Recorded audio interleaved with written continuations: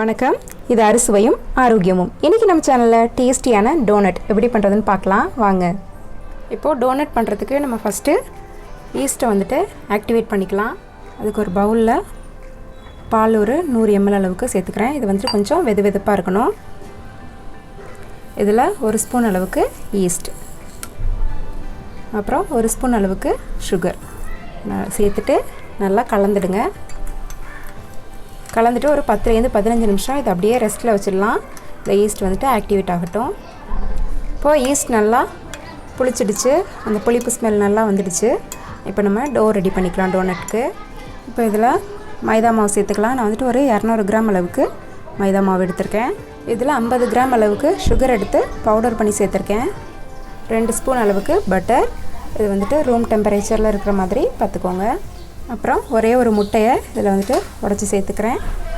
இன்னும் இதுக்கு தேவையான அளவு உப்பு நம்ம சேர்த்துக்கலாம். இப்போது இது எல்லாத்தையும் நல்லா பிசைஞ்சிடலாம் ஒரு தடவை.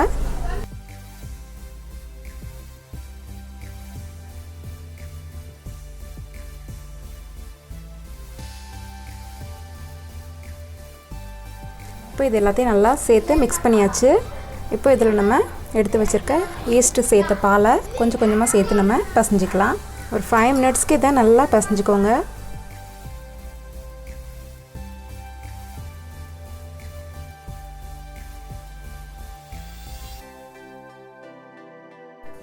இப்போ இதை நல்லா பிசைஞ்சாச்சு. ஒரு 5 மினிட்ஸ்க்கு நல்லா பிசைஞ்சாச்சு. இது ஒரு 1.5லேருந்து 2 மணி நேரம் அப்படியே நம்ம ரெஸ்ட்டில் வச்சிடலாம். ஒரு ஈர துணியை போட்டு அப்படியே மூடி வச்சுருங்க. இப்போது கிட்டத்தட்ட 1.5 மணி நேரத்துக்கிட்ட ஆயிடுச்சு. மாவு வந்துட்டு நல்லா புளிச்சு வந்துடுச்சு. இப்போ இதை வெளில எடுத்துக்கலாம்.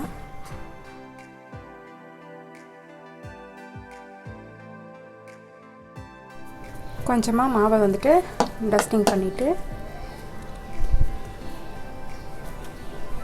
நம்ம எடுத்த மாவை கொஞ்சமாக லேசாக அப்படியே பிசைஞ்சிக்கலாம். இந்த மாவை நல்லா தேய்ச்சிக்கலாம்.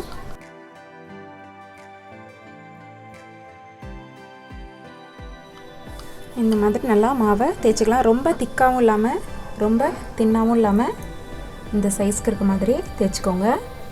இப்போ இதை நம்ம கட் பண்ணிக்கலாம். இந்த மாதிரி நல்லா வெட்டிக்கிற மாதிரி உள்ள ஒரு மூடி எடுத்துகிட்டு ப்ரெஸ் பண்ணி எடுத்துக்கலாம். அப்போ தான் நமக்கு நல்லா கட்டாகி வரும். இப்போ இதில் நடுவில் வந்துட்டு நம்ம ஓட்ட போடணும். அதுக்கு இந்த மாதிரி சின்னதாக ஒரு மூடி எடுத்துக்கலாம். மூடி எடுத்துகிட்டு இந்த மாதிரி நல்ல ஒரு ப்ரெஸ் கொடுத்திங்கன்னா அதுவும் இந்த மாதிரி கட்டாகி வந்துடும். இப்போ இதை எடுத்து நம்ம தனியாக வச்சுக்கலாம். இதே மாதிரி மற்ற எல்லாத்தையுமே ஃபுல்லாக கட் பண்ணி எடுத்துக்கலாம்.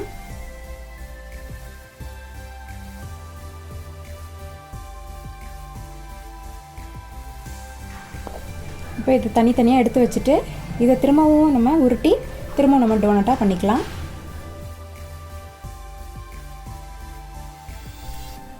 இதை அப்படியே எடுத்துகிட்டு நம்ம கொஞ்சமாக மைதா வந்துட்டு டஸ்ட் பண்ணி ஒரு பிளேட்டில் வச்சுட்டு அதில் வந்துட்டு இதை எடுத்து அப்படியே வச்சிடலாம்.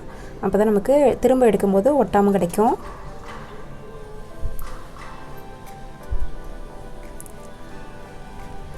இந்த மாதிரி வச்சிடலாம். இப்போ இதெல்லாம் ஃபுல்லாக ரெடி பண்ணி அப்படியே ஒரு 1/2 hour வச்சு எடுத்தாச்சு. இப்போ இதை நம்ம வந்துட்டு அப்படியே ஃப்ரை பண்ணிக்கலாம்.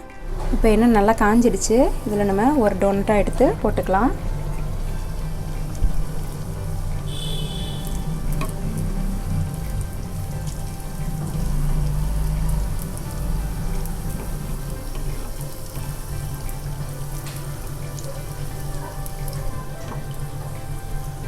இது லேசாக உப்பி வந்ததுக்கப்புறம் இதை அப்படியே திருப்பி போட்டுக்கலாம்.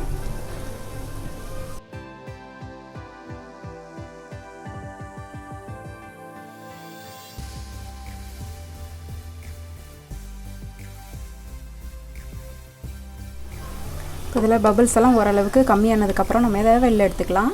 மிச்சம் இருக்க எல்லாத்தையுமே நம்ம அதே மாதிரியே ஃப்ரை பண்ணி எடுத்துக்கலாம்.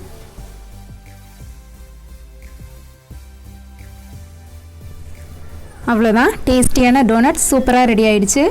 இது மேலே வந்துட்டு நம்ம சாக்லேட் சிரப் இதெல்லாம் போட்டு டெக்கரேட் பண்ணி சாப்பிட்லாம். நீங்களும் இதை ட்ரை பண்ணி பாருங்கள். இந்த வீடியோ உங்களுக்கு பிடிச்சிருந்ததுன்னா மறக்காமல் எங்களோட சேனலை சப்ஸ்கிரைப் பண்ணுங்கள்.